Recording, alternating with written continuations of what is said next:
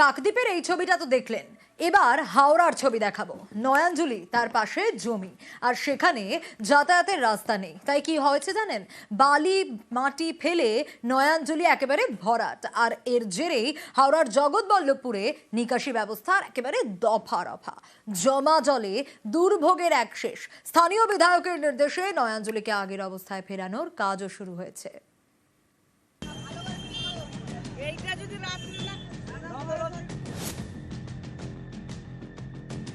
নয়াঞ্জলি বুঝিয়ে তৈরি হয়েছে রাস্তা, যাতে সহজেই জমিতে যাওয়া যায়।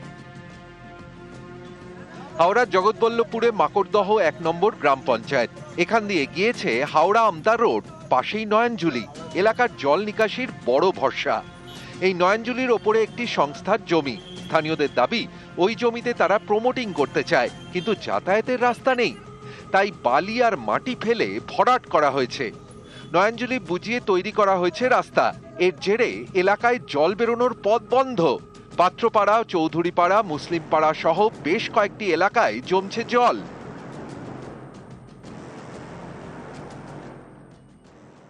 রাতারাতি এরকম হয়ে করে দিচ্ছে, আমরা জলে ভাসছি। যাদের জায়গা আছে, হালদার বিল্ডিং এরই মনে হয় কারো কেউ হবে, যাদের জায়গা আছে তারাই ভর্তি করছে সব। আমরা এখন চাইছি যেন জল না ঢোকে। খাল নয়াঞ্জলি সেইটা ভরাট করে দিয়ে একটা রাস্তা বানানো হয়েছে। এর ফলে পুরো মাকড়দা মুসলিম পাড়ার 210 নম্বর পার্ট, 211 নম্বর পার্ট জলমগ্ন হয়ে পড়েছে। প্রশাসনের কাছে দাবি করছি, কড়া হাতে ব্যবস্থা নিতে হবে। নয়াঞ্জলি ভরাট করা হয়েছে। অভিযোগ পেয়ে পদক্ষেপের নির্দেশ দেন জগৎবল্লভপুরের তৃণমূল বিধায়ক। এরপরই নয়াঞ্জলিকে আগের অবস্থায় ফেরানোর কাজ শুরু হয়।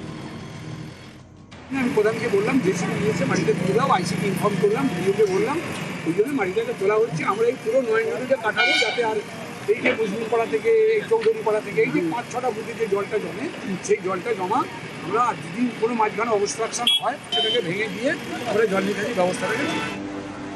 হাওড়া থেকে ক্যামেরায় রাজু ভুইয়ার সঙ্গে দেবাশিস চক্রবর্তী, নিউজ 18 বাংলা। নামখানায় ধস, আর সেই জায়গায় বাঁধ মেরামতিতে হাত লাগালেন গ্রামবাসীরাই। সপ্তমুখী নদীর বাঁধ ধসে রীতিমতো আতঙ্কের পরিস্থিতি তৈরি হয়। প্রশাসনের হস্তক্ষেপের দাবি স্থানীয়দের। নামখানার নারায়ণপুর গ্রামে নদী বাঁধে ধস, সেই ছবি দেখাচ্ছি আপনাদের। আর বাঁধ মেরামতিতে গ্রামবাসীরাই হাত লাগালেন। বর্তমানে পরিস্থিতির উপরে পুরোটাই নষ্ট হয়ে গেছে, নষ্ট হয়ে জল ঝাঁপাচ্ছে।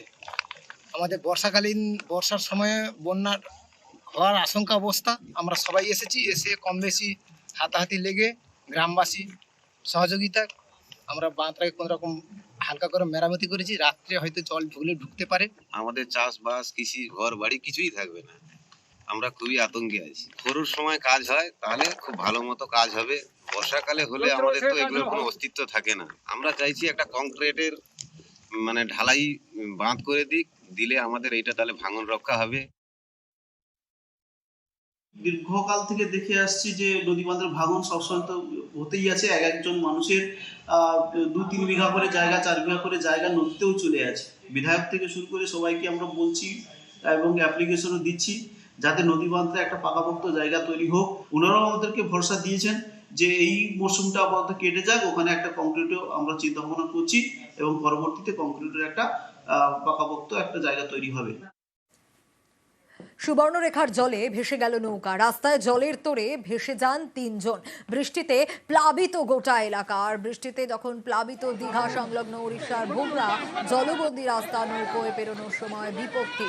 গাছের উপর উঠে কোনো মতে প্রাণ রক্ষা।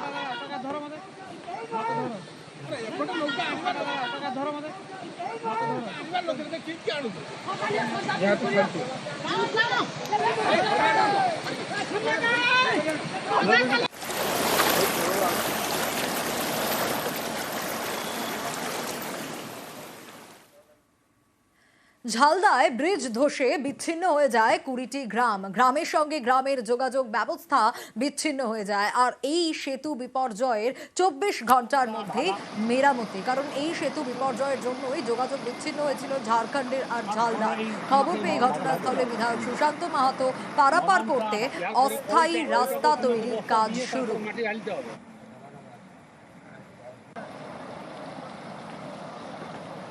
এমএলএ ছিল, সভাপতি ছিল, এখন এই আপাতত কাজ চলছে, পাবলিকই কাজ করছে। সেতুটা বহুত পুরানো বটে। এটা কতগুলো গ্রামের মানুষ যাতায়াত করে? 15-20টা। ও ঝাড়খণ্ড দিকেও যাওয়া আসা করে। কয়েকদিন ধরে যে বৃষ্টি চলছে এবং এই বৃষ্টির ফলে আমাদের যে পাটুক গ্রাম এবং এদিকে গড়িয়া, যে তার মাঝে যে পাটুক ব্রিজ, এই ব্রিজটা ক্ষতিগ্রস্ত হয়ে দুদিক থেকে বিচ্ছিন্ন এবং যোগাযোগ ব্যবস্থা একেবারেই বিচ্ছিন্ন হয়ে গেছে। এবং আজ থেকেই দেখতে পাচ্ছেন যে কাজ শুরু হয়ে গেছে। এখন সাময়িকভাবে যাতে যোগাযোগ যে বিচ্ছিন্ন হয়েছে সেটা মানুষ যাতে পারাপার করতে পারে, এমার্জেন্সি গাড়ি ঘোড়া পেরোতে পারে, সেই ব্যবস্থা হচ্ছে। এবং পার্মানেন্টভাবে তা দূর করার জন্য ইতিমধ্যেই সেচ দপ্তর উদ্যোগ নিয়েছে। আর এবার দেখাবো বীরভূমের দুবরাজপুরের একটা ছবি। একটানা বৃষ্টি আর তাতে শাল নদী ফুঁসছে। এই ছবিটা কিন্তু দেখাই যায় বর্ষাকালে। কিরকম অবস্থা দেখুন। আর দুবরাজপুরে ভয় ধরাচ্ছে শাল নদী, কারণ রীতিমতো ফুঁসছে। দুবরাজপুরে একেবারে কজওয়ের উপর দিয়ে নদী বইছে। প্রাণ হাতিয়ে কিভাবে কজওয়ে পারাপার করছে গ্রামবাসীরা, ছবিতে এটা দেখতে পাচ্ছেন।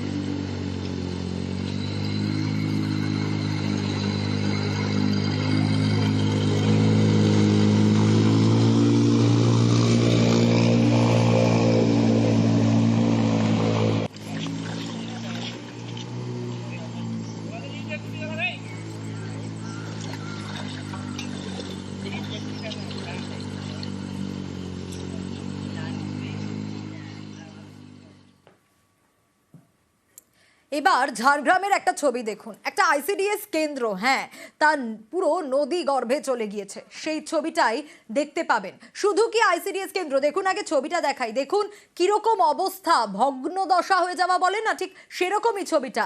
একেবারে নদী গর্ভে চলে গেছে। বৃষ্টি আর গালুটি থেকে জল ছেড়েছে, তার জেরেই ঠিক এরকম একটা পরিস্থিতি।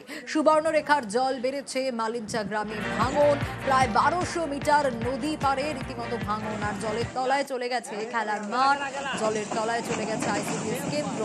আতঙ্কে গ্রামের প্রায় 250 পরিবার। কি করবেন তারা, দিশেহারা।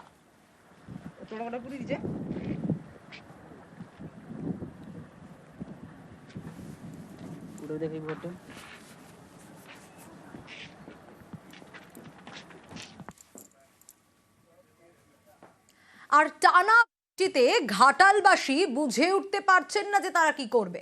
শিলাবতী নদীর জল ঢুকছে ঘাটালে, আর রীতিমতো ভয়ঙ্কর অবস্থা। কোথাও কোমর সমান জল, কোথাও হাঁটু সমান জল, কোথাও নৌকায় ভরসা পারাপারের জন্য। ঘাটাল পুরসভার 12টা ওয়ার্ডের ছবিটা ঠিক এরকমই, একেবারে চারিদিক জলমগ্ন। ঘাটালে জলের তলায় চলে গেছে রাস্তা, বাড়িঘর। আর দেখুন এই ডিঙি, নৌকো, এগুলোই ভরসা যাতায়াতের জন্য, কারণ পায়ে হেঁটে ওইভাবে পেরোনো যাবে না। কোথাও কোথাও কোথাও কোথাও এতটাই জল রয়েছে।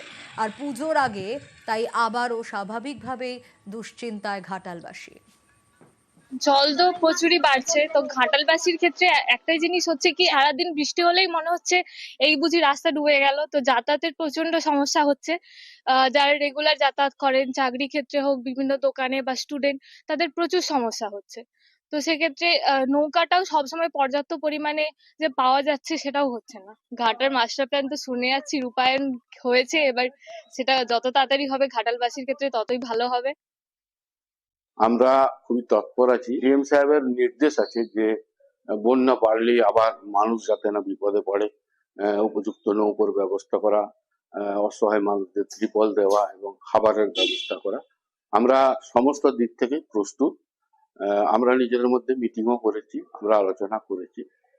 আমরা চেষ্টা করছি মানুষকে যেভাবে বিগত বর্ষা বন্যায় আমরা রক্ষা করেছিলাম, আমরা সেইভাবেই মানুষকে রক্ষা করব। টানা বৃষ্টি, আর টানা বৃষ্টিতে সবজি চাষেও ক্ষতি। বিভিন্ন জায়গার ছবি তো দেখাবোই, পূর্ব বর্ধমানের ছবিটাও দেখুন। কৃষকদের রীতিমতো মাথায় হাত পড়েছে। তার কারণ এরকম পরিস্থিতি, এরকম জল, সবকিছু তো নষ্ট হয়ে যাচ্ছে, জমিতেই সবটা নষ্ট। পূর্ব বর্ধমানের পূর্বস্থলীতে শুধুই দুর্ভোগ। জমির ফসল জমিতেই নষ্ট হচ্ছে, আর পুজোর মুখে কৃষকদের মাথায় হাত। টোটাল সবজি সমস্ত সব কিছু পচে যাবে, সব নষ্ট হয়ে যাবে, কিচ্ছু থাকবে না। জমিতে জল জমে আছে? জমিতে সব জল জমে, এই তো আমি জলের মধ্যেই দাঁড়িয়ে আছি।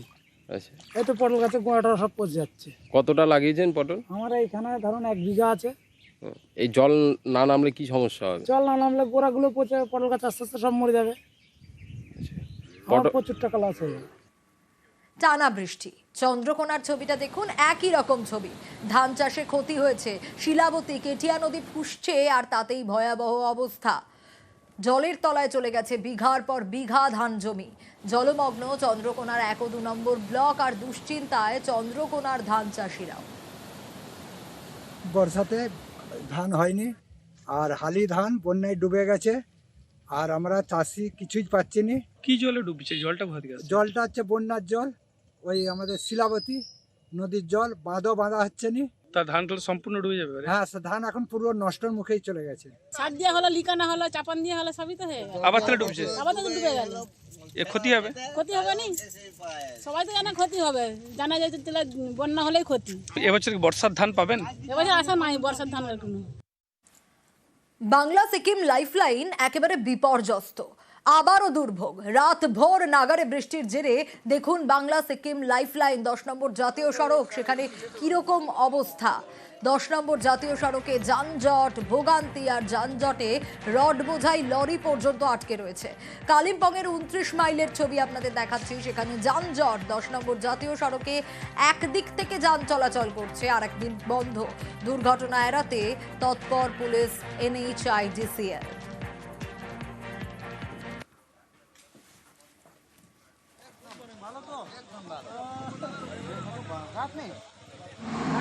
আল্লাহর বাররা তো ঠিক আছে।